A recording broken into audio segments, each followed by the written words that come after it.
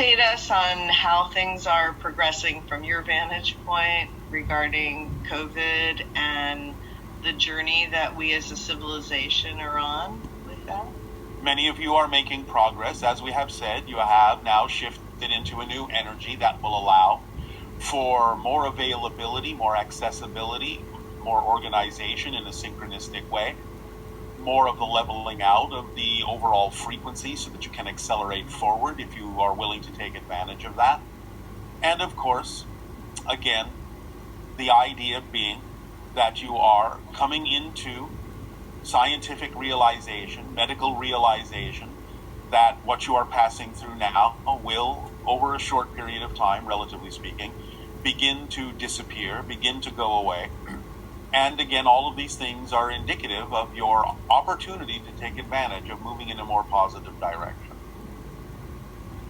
So I know one of our viewers asked if it's possible to create a permission slip that would make you immune or something like that. And I was thinking about that and wondered what your take is on how to work with the idea of permission slips, but at the same time recognize that just because someone creates a permission slip, it just depends on your belief system, right? Yes, well, you have just answered the question. Well, maybe you could express that idea. Maybe. The idea, again, of course it's possible. As we often say, however, the real question is it probable? Is it relevant?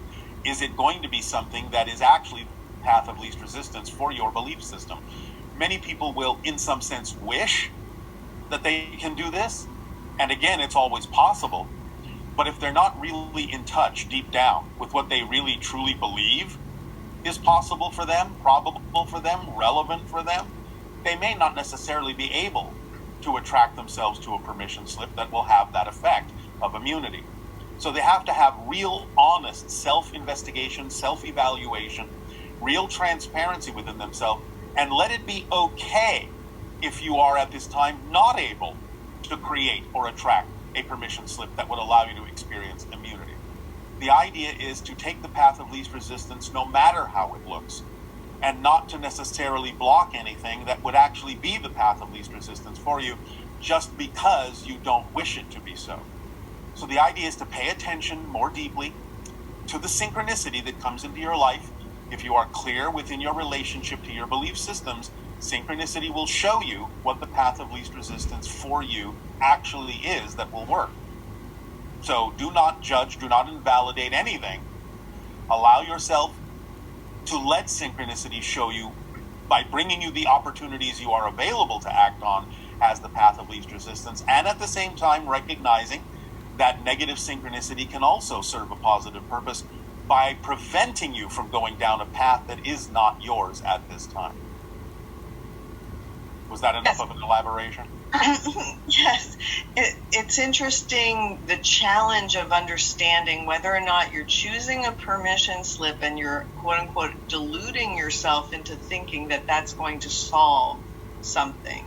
Well, that's why we say it takes great honesty within the self to understand the reason why you are asking for something to happen in a certain way, because it can very quickly go into insistence and avoidance of what is actually going on within your own belief system and what is going on within the fear-based beliefs that you may be holding on to, insisting that it has to happen in what you typically call a more spiritual way, when in fact there is nothing that is not spiritual about any path in physical reality if it is truly in alignment and your path of least resistance. So again, it takes great honesty in investigating the self to know the reasons why you may or may not be choosing a particular path.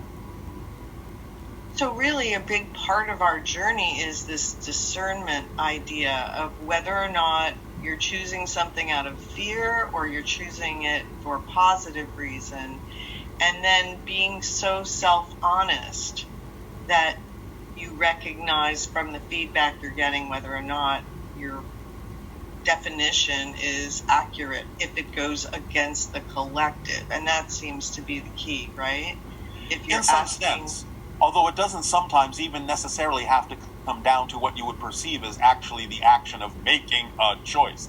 Because if you understand how things work and you understand that you are in alignment with yourself and you are following the formula and acting on your passion and not avoiding or invalidating anything, then in a sense, the synchronicity in your life will actually demonstrate to you what your choice is.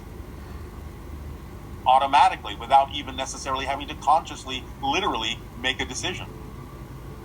So the discernment simply comes within the belief system relationship you have within yourself, and clarity within yourself, and transparency within yourself, and honesty within yourself, and letting go of those things that don't serve you, so that you don't necessarily have to have difficulty or a struggle in making a choice, but you can understand that your choice will automatically be embedded in the synchronicity that presents itself to you as the choice that will actually serve you best.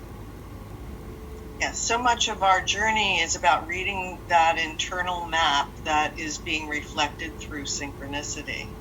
So yes, and again, the positive synchronicity bringing you opportunities that are obvious for you to act on, and the negative synchronicity showing you that there is a doorway you cannot open here, and therefore go in another direction, that this is not your path right now. And also it can just make you feel bad when you're making a choice that's not honestly reflective of your higher aligned state. There will always be consequences to the choices that you make. So, yes, our journey is very interesting. It is, and very exciting. And politically, there's such a great divide in our country right now. Is this great divide actually necessary for our awakening as a civilization? You have deemed that it is. In other words, anything that you are looking at that may be perceived from one perspective as negative is a positive opportunity to understand all the things that are necessary for you to change in your society and within yourselves in order to actually experience the reality that you prefer. So this is how negativity can actually serve a positive purpose, by bringing to your attention the things that need to be addressed in your society in a more positive way. Well, what is the anti-science consciousness idea reflective of at this stage of our evolution, since previous levels of civilization really had not near the amount of information we have now, and theirs was more based on superstition or just intuition, and now there seems to be a conflict about whether to believe in science. Yes, but this is a very large subject that we don't have time to go into at this moment. Putting it very, very simply for the moment, and again, realizing that this is a threshold crossing for many people, you still have to look at this to some degree, even though there may be collective agreement in one side or another, as an individual idea. In other words, on a case-by-case basis, as to the reason why someone may reject the concept of science, because there may be positive and negative reasons for this. This is a very deep and complex subject, and we will go into something like this at a later time. Please proceed with the questions you have at hand. Okay, and so we've noticed that more people in our civilization are choosing not to have children. Can you comment on how that factors in with what's happening right now as we evolve? Well, again, the idea is that you are recognizing that you don't necessarily have the systems in place to be able to handle more of a population. It's not that your world is, in a sense, truly overpopulated. It's simply that the systems you have designed are insufficient to handle the growing population. And therefore, intuitively and instinctively, many individuals are slowing down their reproductive processes and waiting for certain changes in your systems to happen, when it becomes more evident in those new systems that it can handle the population that you have, with new ideas of political borders, new ideas of delivery systems, new ideas of tapping into free energy, and all the things that will allow your planet to thrive in a way that is more commensurate with a larger population. We also noticed that starting around the 1960s, there was a very intense interest in, or maybe even a little before that, about ETs. Yeah. And then our literature and our movies and everything was focused a lot on ETs. And then Yeah. like around the 80s, or at the 90s, I guess, it kind of declined, the interest. And then it's changed now to what now it seems to be reviving again, I guess. These things will always go in cycles, but it's not so much that the interest declined in any particular period, it's just simply that you became used to it, which is the point. Because it's all part of the acclimation process for open contact. To present many of these things to you, allow you to sort of absorb them, get used to the idea. It may appear as if interest has waned, but it simply goes to the core groups that are maintaining investigation into these things. And when more information and new information then comes out, it may appear that the interest is rekindled. It's not that the interest has declined, it's simply that at a certain point your society has gotten used to it and allowed it to become something more normal. Therefore, there's no real reason to call it out as anything different until something different happens. Do we also go through cycles of sort of disenchantment with magical thinking? You know, the idea of what humans are capable of, or there might be other beings. There can be cycles like that, but again, remember that these are only the result and consequence of fear-based beliefs. So you may have to go through these cycles to face those beliefs and bring yourself back into the realization and alignment that everything, in a sense, is magical, which doesn't mean it's unscientific. There's really no such thing as supernatural. There isn't. Everything is natural. It's just that it might be nature you don't understand yet. Right. And, you know, before, the idea that you could walk into a room and flip a switch and have electricity light your room sounds like magic, right? Yes. So, but as you referred earlier to the author of your 2001 story, he has a famous quote, and that is that any sufficiently advanced technology would be indistinguishable from magic to those who don't understand it. Which is so exciting. Yes. It really is a more magical future that we're moving into, but it's not that it's the antithesis of science. It's just expanded science. Exactly. Because again, there's really no such thing as the supernatural. It's all natural. So how is open contact beneficial for us? How would you like it to be beneficial for you? Making new friends?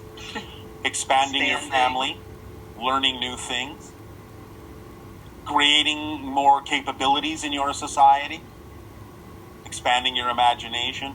Creating more inventions? Interacting with different cultures in a variety of new ways that will expand your understanding of existence and life and many other things. And the same exists for us. We each benefit. Our family grows. We see from different perspectives. We learn more about all that is and all the different ways it has of expressing itself within creation, which puts you more in alignment in your understanding of existence and allows you to do more things than you did before.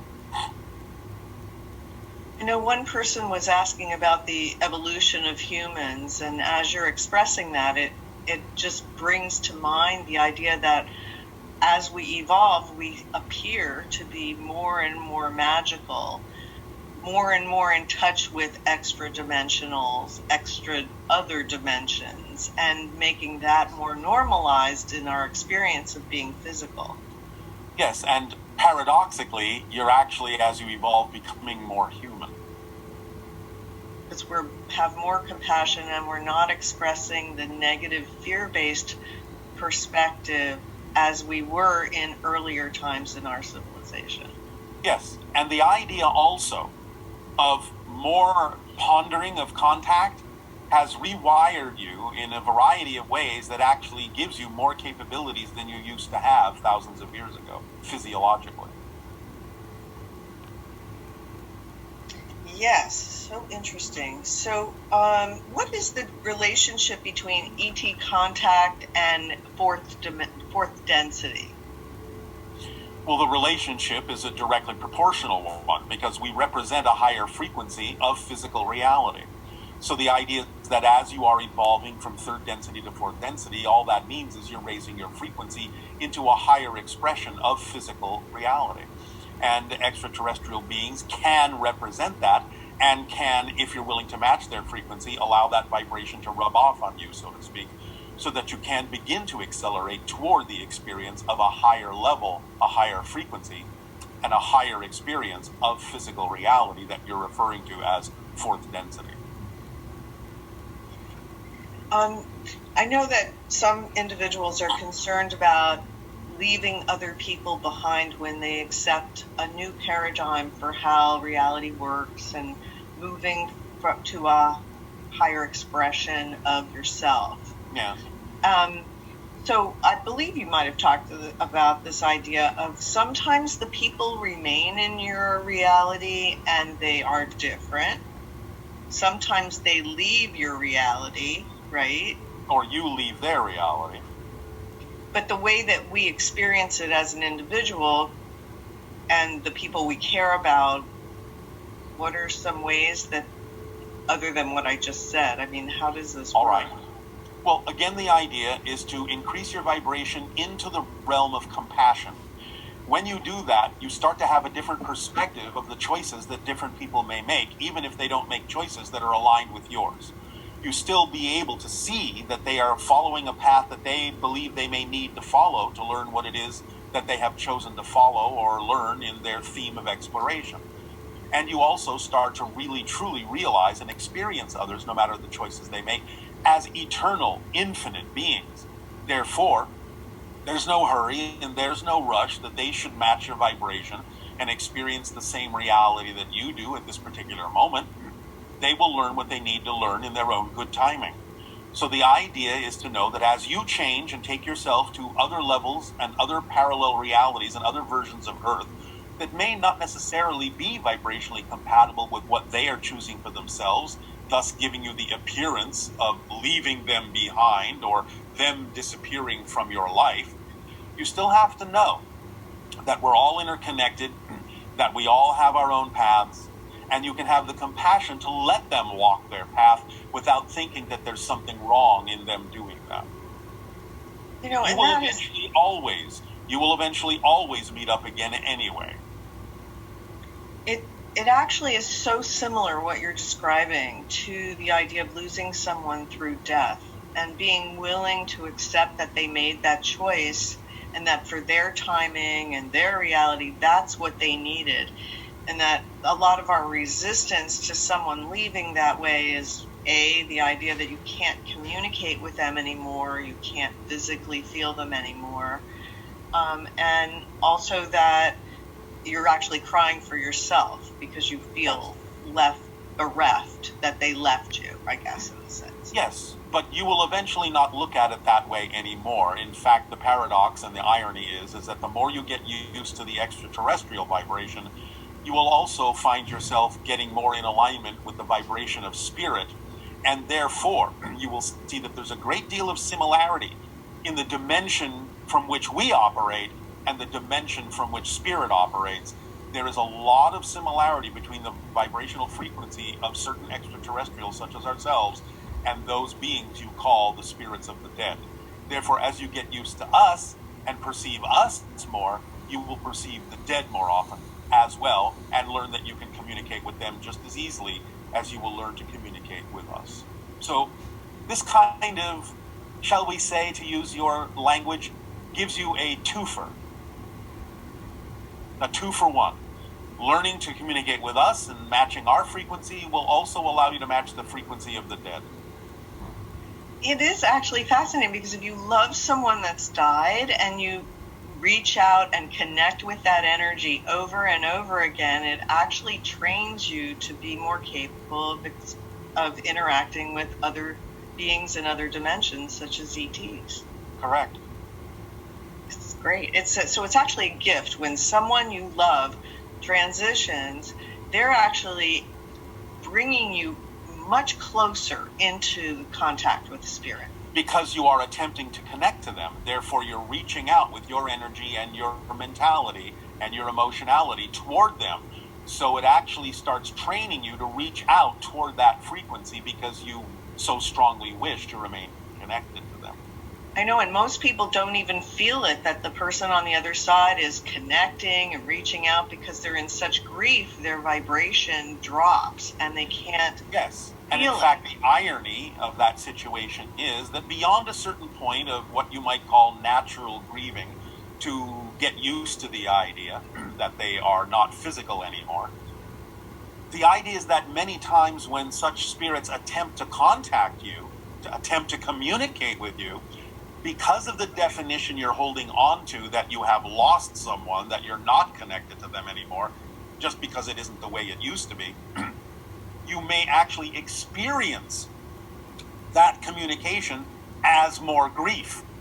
So sometimes when out of the blue you suddenly remember them, think of them, and start grieving and crying and being sad, that may actually be an indication that they're attempting to contact you, but you're interpreting their energy not as a communication, but as a loss, because you're still holding on to that definition that you're no longer connected to them, that you've lost them. So that's the irony sometimes of grieving much later on, when the idea is they're attempting to get you to simply realize that they're still around. Yes, it's the idea of resisting the change that they chose, and then not realizing that you have a new language to learn. If you want to talk to that person, you need to open up to the possibility of the form of communication they choose. Because when someone loves you, they don't stop loving you just because they transitioned. If anything, they're always focused on how much they love you. So it's learning their language. Yes, it is literally like someone simply moving to a different country. And now that they have the language of that country, it does behoove those in physical reality to at the very least learn some of that language so that you can communicate. Now, of course, like the higher mind, they will attempt to communicate with you through energy forms, which again you can feel suddenly as a wash of love over you, wash of compassion over you, and even the idea of an acceleration of your own passion, because that's the way the energy language of spirit translates in your physical form. So pay attention to synchronicities, because they can be communications from them in all sorts of different ways. But again, the idea is that they're not always attempting to do that. They have their own lives to experience as well. However, this is one of the reasons why your Shakespeare referred to the afterlife as the undiscovered country.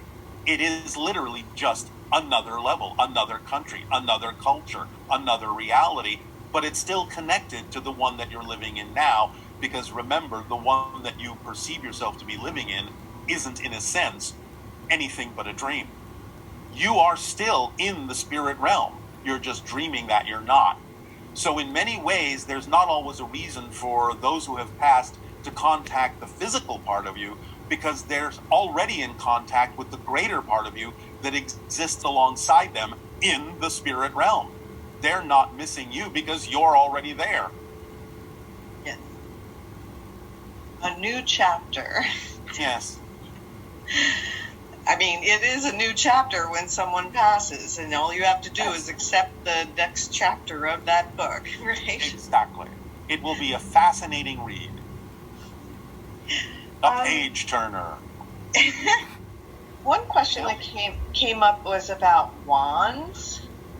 Wands? Yeah, I like wands too. Yes. I mean, I don't have one, but I should make one. And so other people here are saying that you described wands, magic wands, as being descended from earlier energy waveguide technology. Yes. And that now, during this time, what is a good tool, a good material to make a wand from? It can be a natural material, but the most important thing, whether it's a natural material like wood or something that has been fashioned as a conductive material like copper, the idea is the proportions that are important.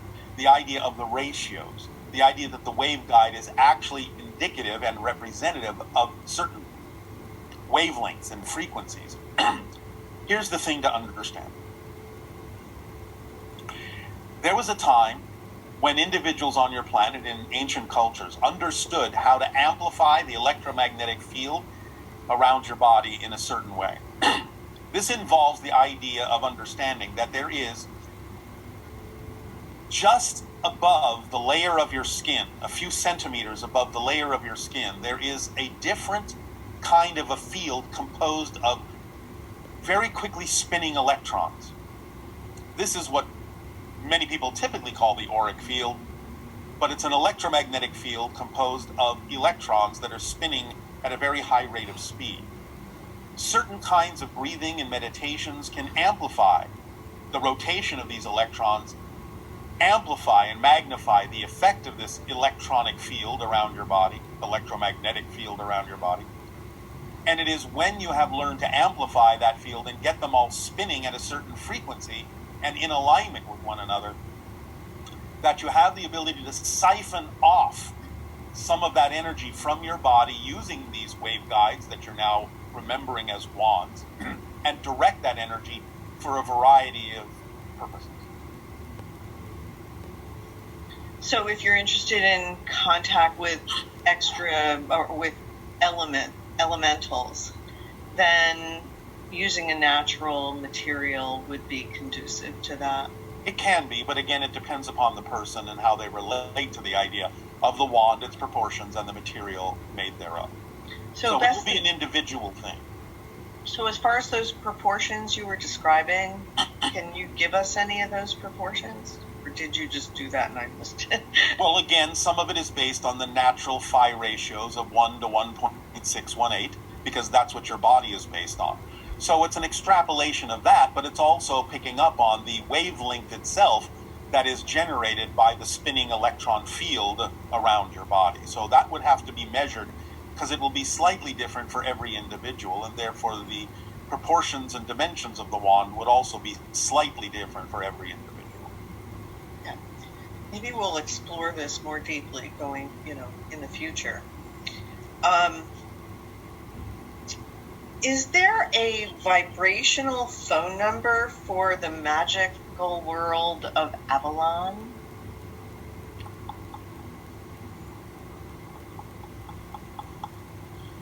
It is a green fleur-de-lis against a black background.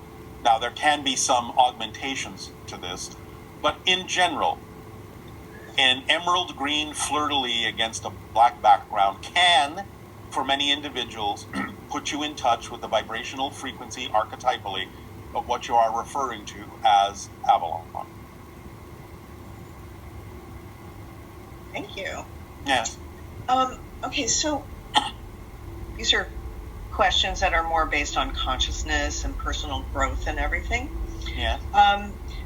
What is your definition of conflict? That which is out of alignment with itself in a challenging way that allows it, if taken advantage of, to grow, or, if not, to descend further into conflict until it is a pressure, until it becomes a pressure that forces individuals to go in a new direction.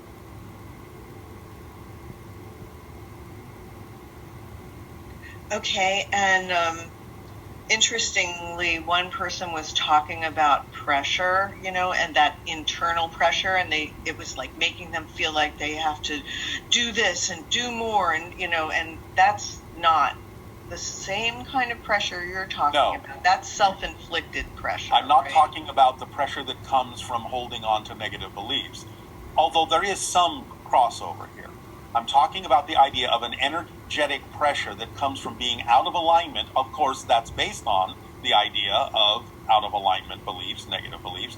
But we're talking about something that actually begins to happen neurologically to you in a way that throws you off center, in a way that can keep you off balance, in a way that ultimately can make you choose to back yourself into a corner so that there's no other way out but up. Now, some people will not necessarily choose up, and they may continue to descend and devolve. But the idea, again, is that it is a self-created pressure coming from the idea of imbalance, misalignment within the energy of the self. Again, yes, to some degree connected to the idea of fear-based beliefs, but experienced a little bit differently in the sense that it's all the energy is going to sort of crushing you into a smaller space, forcing you into a misalignment that is painful enough to give you the opportunity to decide to move in a new direction to free yourself. Although, again, some people will not choose to do so, and therefore may choose to die as a result. Yes, and you see that sometimes where someone has a bad break, so to speak, where things really go south, a tragedy or something. Some people are able to take that and turn lemons into lemonades. And some people can turn lemonade back into lemons, yes. But then they start having a series of negative synchronicities, and that shows you that you are gone down the rabbit hole, right? When that happens. A particular kind of rabbit hole, yeah. But again, depending on how you use that, it can be very similar to what we have described before as the watermelon seed principle. When you are exerting this kind of conflictive pressure from above and below, the seed of your consciousness has really no choice but to spit out in a new direction. Otherwise, it will get crushed. But again, remember, you're always eternal. You always have another chance. And so what would be your definition of a challenge? A challenge is that which helps you grow, which helps you see more of yourself, which allows you to expand your perspective and your consciousness in a variety of ways, and is representative usually of the theme that you chose to explore that deals with transformation of yourself. Challenge is change. Challenge is the fifth law in action. Everything changes except the laws. So challenge is change in action. The fifth law in action. So when someone is making decisions from unconscious beliefs, yes. Can you share a little bit more with us about how do you know if the choices you're making and the effects you're receiving are from unconscious beliefs or conscious beliefs? Well, very simply, if you're not conscious of the belief that is creating the way you are responding or reacting to experiences, then clearly they are unconscious. Therefore, that's why we always suggest that you actually go looking for them to make them conscious, because you'll see the reflection in your physical reality, perhaps in the form of frustration or confusion. Those kinds of indicators are in fact indicators that there may be unconscious beliefs that you're buying into, and therefore that's why we always say, go looking for them, dive in, investigate yourself, find out